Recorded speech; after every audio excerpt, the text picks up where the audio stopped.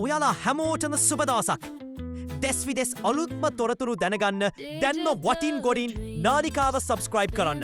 Bell සලකුණ click කරන්නත් අමතක කරන්න එපා.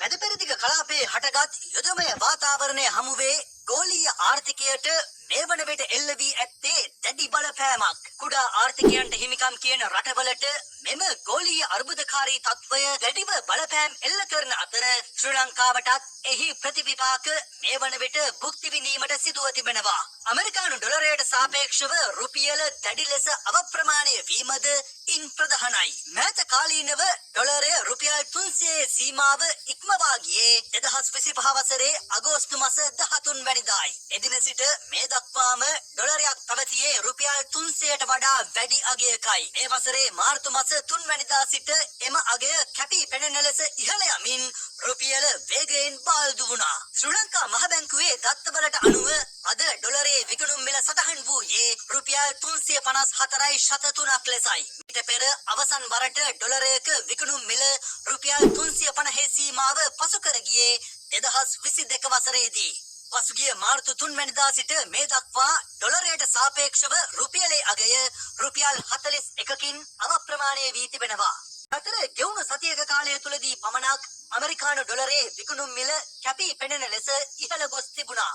ඒ අනුව ඊයේ දිනේදී රුපියල් 342.70ක් ලෙස සටහන් වී තිබූ ඩොලරයේ විකුණුම් මිල දිනක් තුල රුපියල් 12කින් අවප්‍රමාණය වීමත් කැපී පෙනෙනවා. මෙවන් පසුබිමක ලොව ප්‍රමුඛ පෙළේ ව්‍යාපාරික වෙබ් අඩවියක් වන බ්ලූම්බර්ග් වෙබ් අඩවිය ශ්‍රී ලංකා රුපියලේ අවප්‍රමාණය වීම සම්බන්ධයෙන් කරුණු රැසක් වාර්තා කර තිබෙනවා. අදාළ වාර්තාවට අනුව එම මාසය තුලදී ආසියාවේ දුර්වලම මුදල් ඒකකය රුපියල බවයි එම වෙබ් අඩවිය පෙන්වා දෙන්නේ. ලෝකයේ පිරිහෙන මුදල් ඒකක අතර ලංකාවේ රුපියල කෙනෙක් තාම කුඩින් තියෙනවා කියන රුපියල මේ ආකාරයෙන් රැටුනොත් ඒකෙන් වෙන්න පුළුවන් දිගු කාලින කෙටි කාලින සහ මැදි කාලින ආර්ථික ප්‍රතිවිපාක ඉතාම භයානක වෙන්න පුළුවන්. 2022ට වඩා වැඩි ජනයක් ජනතාවට ඇති වෙන්න පුළුවන්. ඒතකොට අපි මේ ඩොලර් එක වැඩි වෙන හැම රුපියලකින්ම අපි අතිරේකව බිලියන 38.7ක් අපේ ණය බරට එකතු කරන්න ඕනේ. ඒතකොට මේ වැඩි වෙච්ච ප්‍රමාණයෙන් අපේ ණය බර වැඩි වෙනවා. හැම රුපියලකින්ම අපේ ණය බර වැඩි වෙනවා. ආයෝජකයන්ගේ තියෙන විශ්වාසය, ව්‍යාපාරික විශ්වාසය, මේ වගේ කඩාවැටීම් සිද්ධ වුණොත් එimhe අපිට නැවත වතාවක්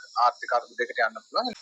ඇත්තටම අපි බලන්නට ඕනේ රුපියලයේ අවප්‍රමාණය වීම කෙටි කාලයක් තුල දැඩිව සිදුවීම දෙස.